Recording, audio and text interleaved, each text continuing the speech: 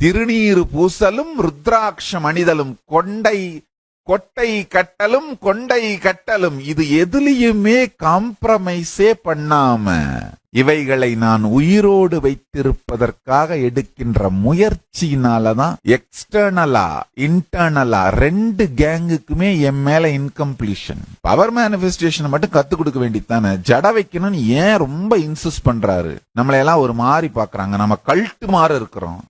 எத்தனை தரம் சொல்றேன், நாம கல்ட் இல்லடா கல்ச்சர்டா. கொண்டை கட்டும் பழக்கம் நேற்று நான் கண்டுபிடிக்கவில்லை, பராசக்தி தாயார் பூமிக்கு வந்த அன்றில் இருந்து கொண்டை கட்டும் பழக்கமும் கொட்டை கட்டும் பழக்கமும் நமக்கு இருக்கின்றது. நேத்து வந்த லைஃப் ஸ்டைல் தாண்டா கல்ட்டு. நேற்று இன்று நாளை என்கின்ற காலமே பிறப்பதற்கு முந்தி பூமிக்கு வந்த லைஃப் ஸ்டைலடா அதிசயம்.